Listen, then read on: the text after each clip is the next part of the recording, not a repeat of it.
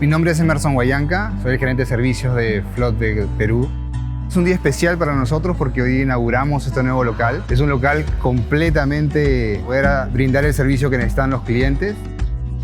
El servicio técnico es súper importante para los equipos de Flottbek y para nuestros clientes. Tenemos más de 12 estaciones para poder reparar equipos, tanto de los rubros de pesca y de minería.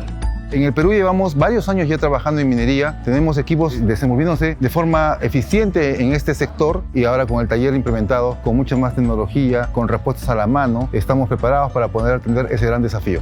La fabricación de los mismos repuestos de las máquinas son fabricados en nuestros propios talleres de fabricación. El 100% de los repuestos de las reparaciones de las máquinas son Made in Germany. En el año 2015, Flottbek Alemania decide abrir la sucursal en Perú, que es la subsidiaria en la cual estamos nosotros ahora participando. Flottbek cuenta con un staff de técnicos, está al servicio de toda la subsidiaria de Flottbek a nivel global. Contamos con un equipo de ingenieros que está calificado y que tiene amplia experiencia en los sectores de la pesca y la minería, que son nuestros sectores principales.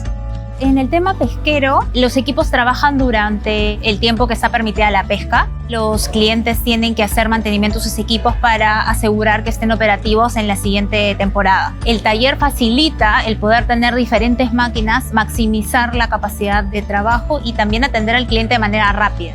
No nos hemos equivocado, está dándonos buenos resultados y tengo mucha experiencia con los alemanes que son muy buenos fabricantes y muy serios. Cada vez los clientes confían más no solamente en la tecnología centrífuga, sino en el soporte de Flottbek como una empresa seria, responsable y con todo un soporte global.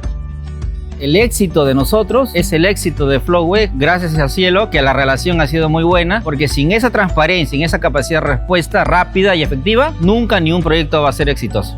Bienvenidos al nuevo taller que tenemos en ATE, recientemente inaugurado.